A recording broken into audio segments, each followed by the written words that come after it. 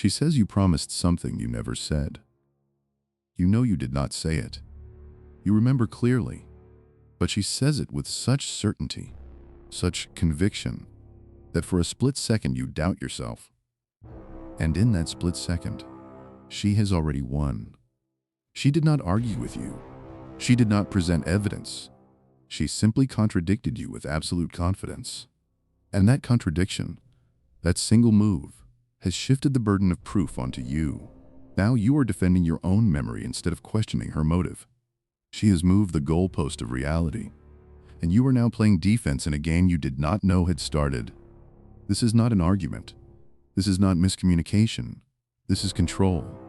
And it works because you do not see the tactic until you are already inside it.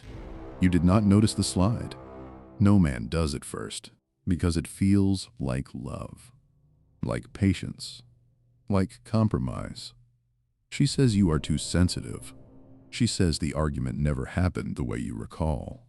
And you, because you love her, because you want peace, because you are tired of conflict, you nod. You agree. You let it pass. And in letting it pass, you hand her a brick from your own foundation.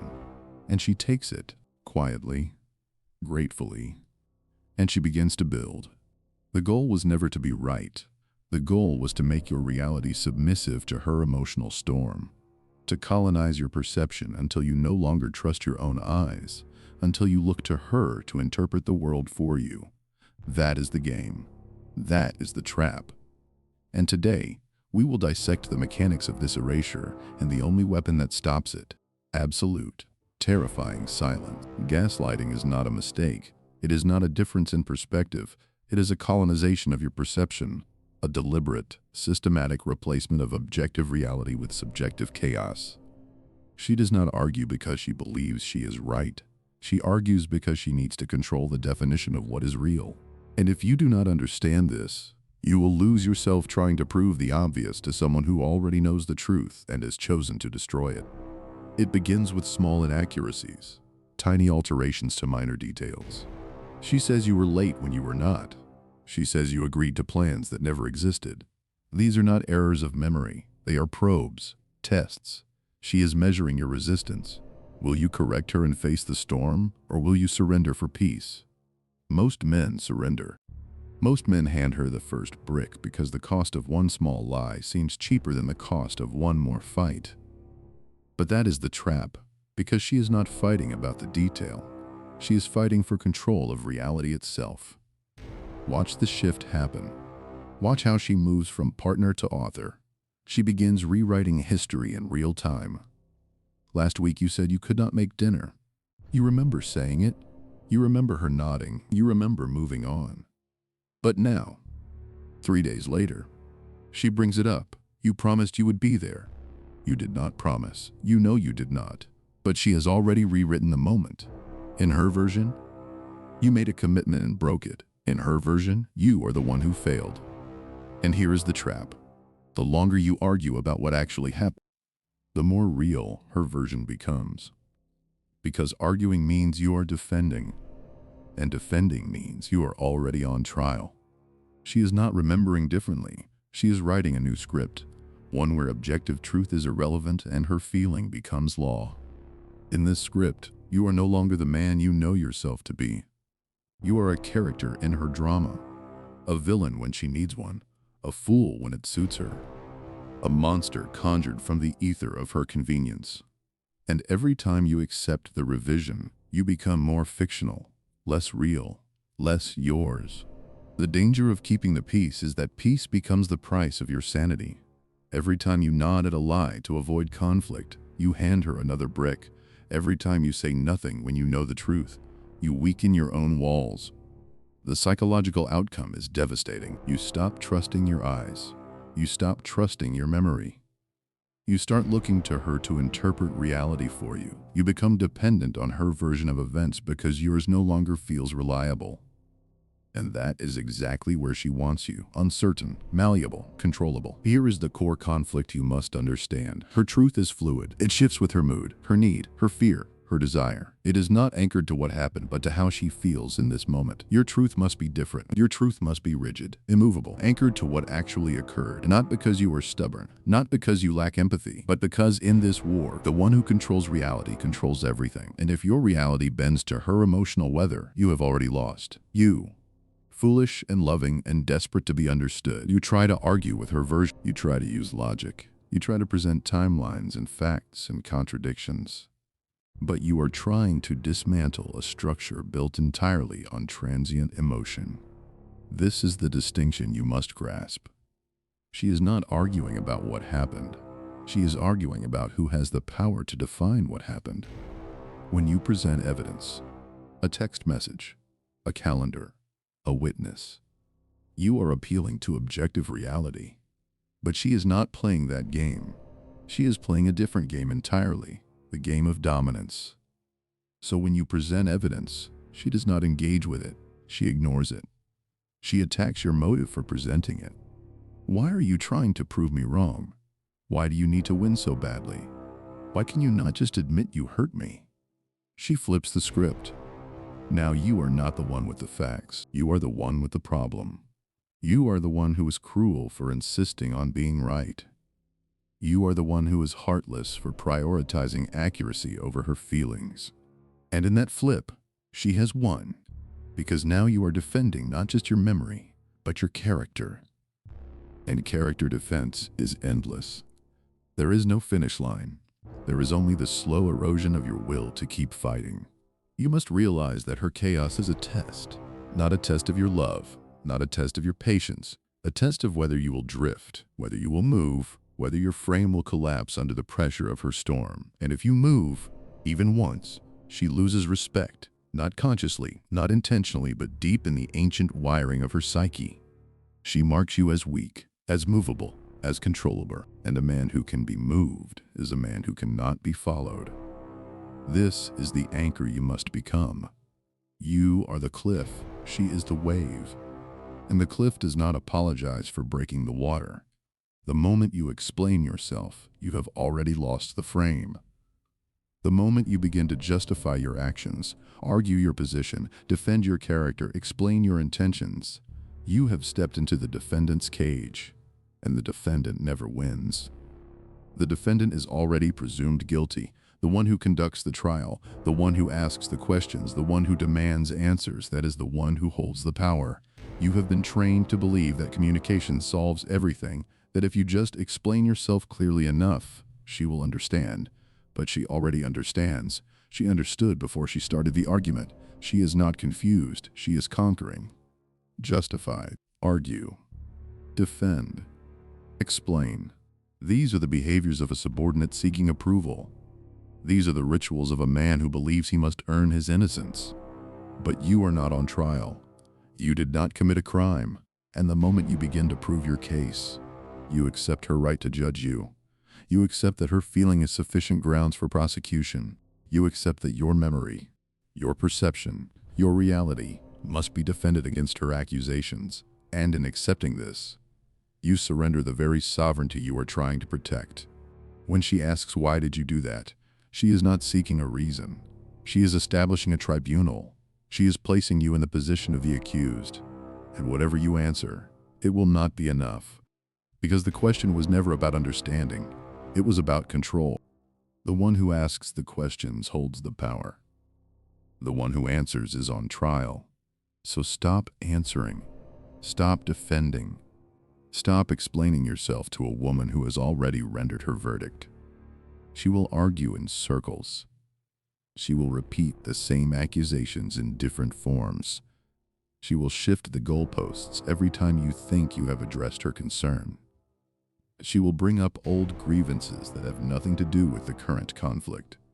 She will exhaust you, drain you, wear you down until you agree to the lie just to end the interrogation. This is the exhaustion strategy, and it works because most men would rather surrender their reality than endure another hour of conflict. But that surrender is not peace. It is death. The slow, quiet death of the man you used to be. Here is the brutal truth. Your desire to be understood is the weakness she exploits to overwrite your reality. Every time you say, "I just want you to understand," you hand her the key to your cage, because she does not want to understand, she wants to dominate. And your need for understanding makes you predictable, makes you controllable, makes you willing to keep explaining until you have explained yourself into submission. The man who needs to be understood is the man who can be manipulated. The man who does not need to be understood is the man who cannot be touched. The counter strategy is radical non-engagement with the distortion. State the truth once. "I do not remember it that way." Then silence. No elaboration, no justification, no attempt to convince. Just the statement and the void. She will escalate. She will demand an explanation. She will accuse you of stonewall, of being emotionally unavailable. She will rage against your stillness. You do not move. You look through her, past the performance, past the accusations, past the chaos. You see the strategy beneath the storm, and you do not flinch. She escalates further. Good. Withhold the fix. Refuse to soothe her anxiety when she realizes her reality is not taking hold. She is used to your panic, used to your scrambling to prove yourself when you offer nothing but stillness. She becomes unmoored. She cannot locate the lever she always pulled. She cannot find the button that made you dance. The argument loops for the third time. You leave the room, not in anger, not in punishment, in boredom, as though her outburst is a child's tantrum that implies no obligation on your part. You do not slam the door. You do not mutter under your breath. You simply exit. And in that exit, you communicate something more powerful than any words. Your presence is not a given. Your attention is not guaranteed. Your reality is not for sale. You stop trying to convince her. You start evaluating her fitness to be in your presence. This is the reclamation of the judge's seat. For too long, you have been the one on trial. Now the roles reverse. You watch her behavior. You assess her capacity for honesty. You measure her willingness to engage with reality rather than replace it. This is not about keeping score. It is about seeing clearly. When she distorts something and you do not correct her, does she eventually come back to the truth? Or does she double down? When you hold a boundary, does she respect it? Or does she test it endlessly? When you refuse to explain yourself, does she eventually accept your silences? Or does she weaponize it? These are not small questions. These are the questions that determine whether she can be in your presence or whether her presence will erode you. Because a woman who cannot accept reality will eventually make you question yours. And a man who questions his own reality is a man who is already half dead. If she fails, if she cannot meet you in truth, you do not beg her to change. You simply withdraw. Not your love, your access. Because access to you is a privilege, and privilege is earned through honesty. Here is where you will break. When the gaslighting stops working, she will not accept defeat quietly. She will scream louder. She will cry harder. She will accuse you of being the one who gaslit her. She will threaten to leave. She will call you a narcissist. She will weaponize every vulnerability you ever shared. The pressure will feel unbearable. And here is what happens inside you. Doubt creeps back in.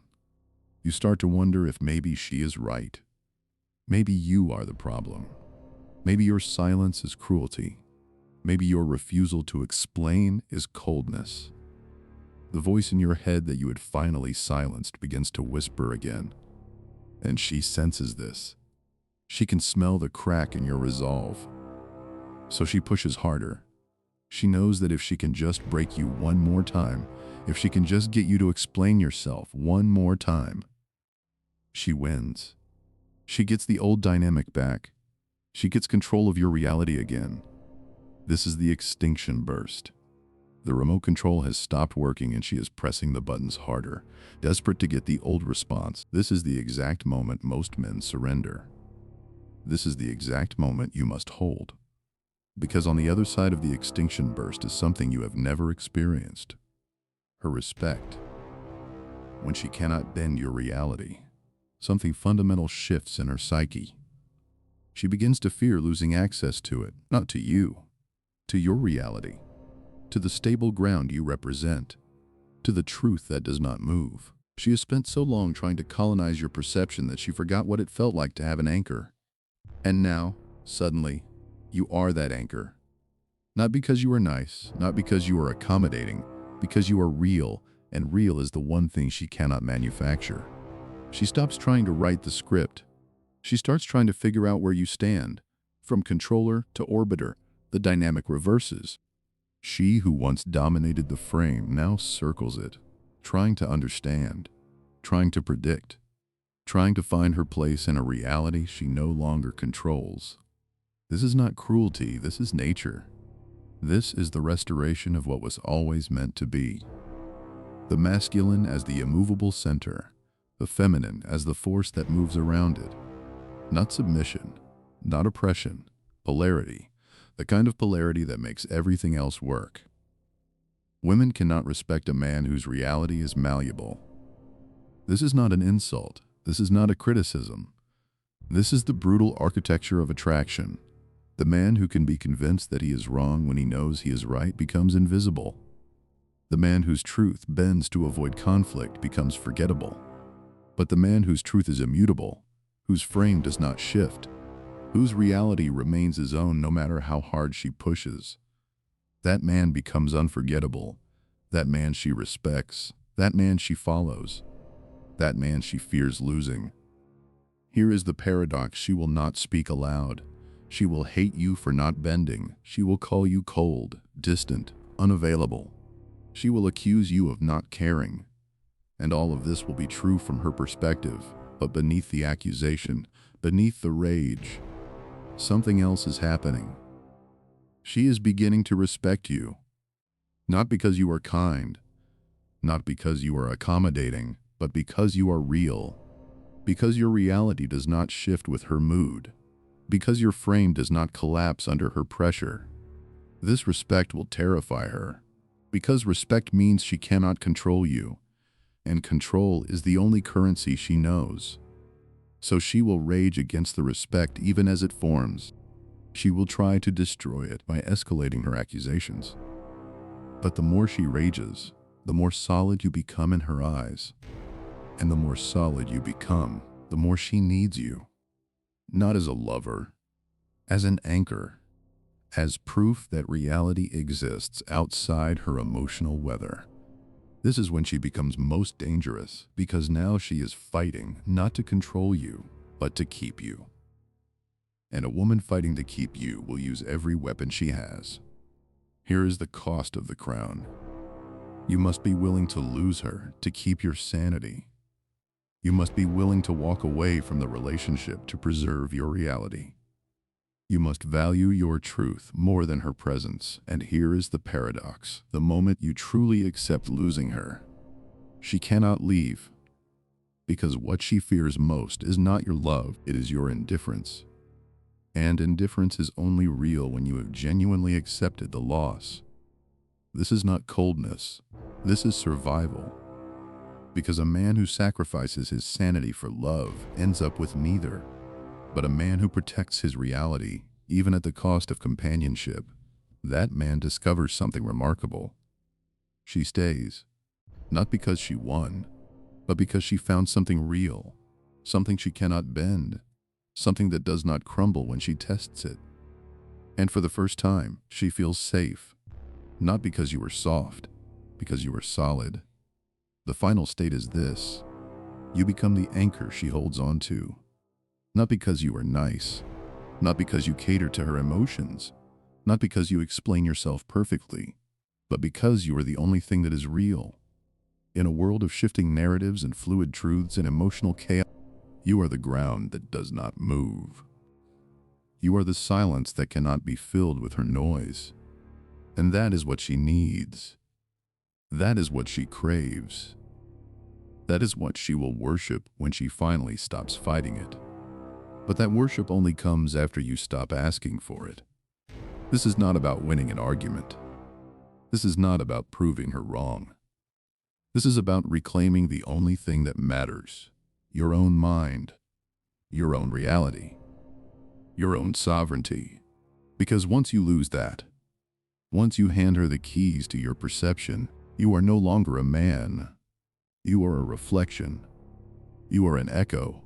You are a character in her drama, waiting for her to tell you who you are. And that is a slow death. A death that happens in silence, in the small moments when you nod at a lie, when you doubt your memory, when you look to her to interpret the world for you. But it does not have to be that way. You can choose differently. You can choose to stand, to hold your frame, to refuse the game, to become the silence she cannot fill, the reality she cannot rewrite, the man she cannot control, not out of cruelty, out of necessity, out of survival. That is the crown. That is the freedom. That is what waits on the other side of the extinction burst. You do not defeat the lie by shouting the truth. You defeat it by refusing to inhabit it. You do not win the argument by presenting better evidence. You win by refusing to argue. You do not reclaim your reality by convincing her of it. You reclaim it by living it, silently, completely, unapologetically. Your reality is not up for negotiation. Your perception is not subject to her approval. Your memory is not malleable because she wishes it were. And your silence, your terrifying, unbending silence, that is the border she cannot cross. Stop explaining your existence to a tourist in your reality. Stop defending yourself to a woman who has already rendered judgment. Stop handing her bricks from your own foundation in the name of peace. The peace you seek will never come from her acceptance. It will come from your own sovereignty. And sovereignty begins the moment you stop speaking. The moment you hold your truth without needing her to agree. The moment you become the man she cannot control. That is when the game ends. That is when you win. Not her. Yourself. Subscribe and reclaim the frame.